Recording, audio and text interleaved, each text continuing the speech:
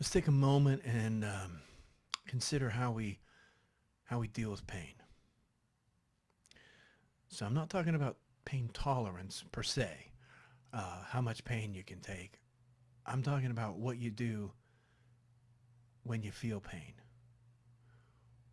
Where do you go? How do you handle pain? Not how much pain we can tolerate. That's another thing that can be developed. You can develop an increased pain tolerance. But what I'm talking about here is a couple of attitudes, specifically two. I want to contrast two of how to deal with pain, the approach we take to dealing with pain.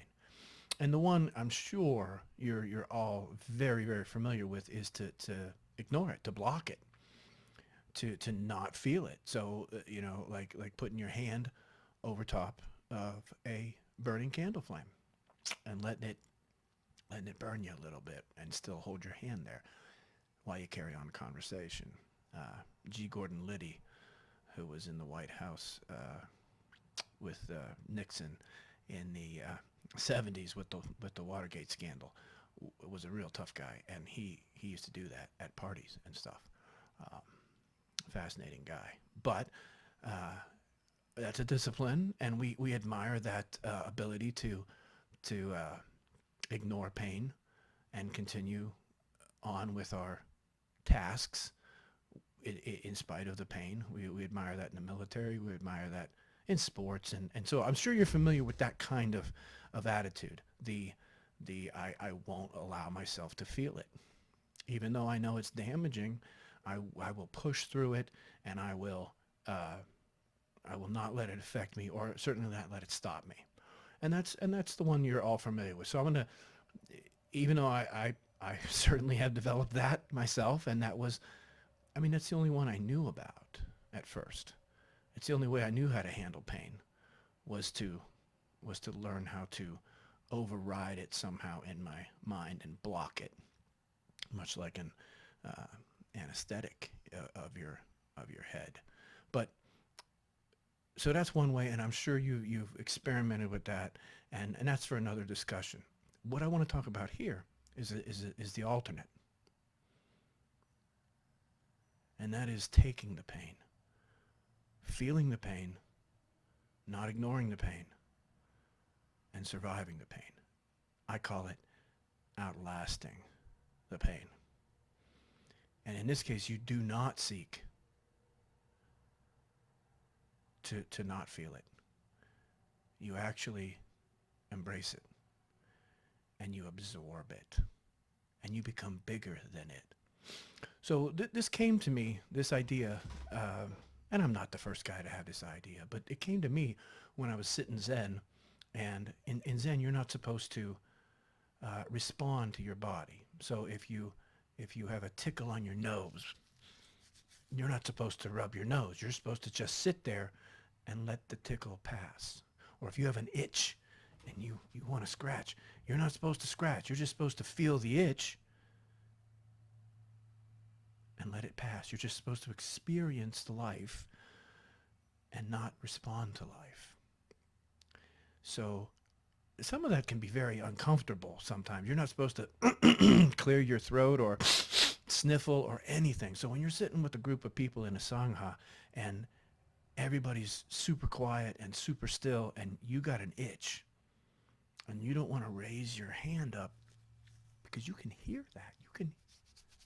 You can hear that in a perfectly quiet room with everybody else. You can hear breathing, and you can hear people swallowing when they have a cold and stuff.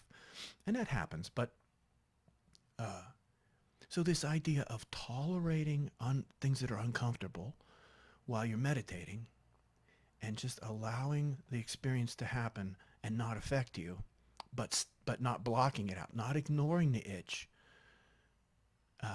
not not ignoring the pain in your legs, but just sitting on them and not moving them a little bit to get the circulation, back. Just sitting there and just tolerating and just taking it.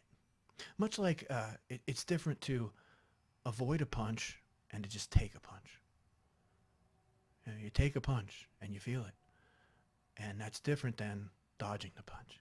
So I'm not talking about what we learn to do in blocking the pain and not feeling it.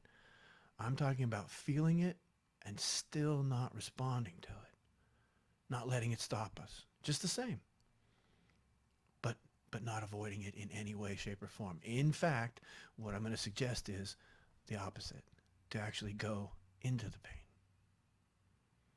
And this is an easy technique to do with weightlifting or running or anything, even just sitting still, like in Zen. But take a set of bicep curls or your whatever, leg extensions is a good one, calves are good, and do high reps and let that burn with the lactic acid build up.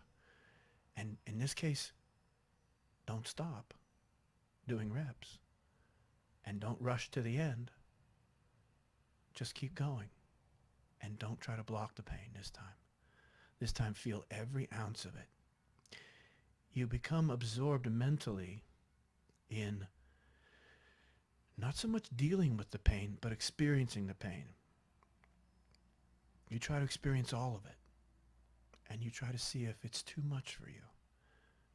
And the truth is, it's not. It's never too much. We quit way before it's too much. We say it's too much, I can't take it, and we quit, and it's never that. It's never that. Ever, ever.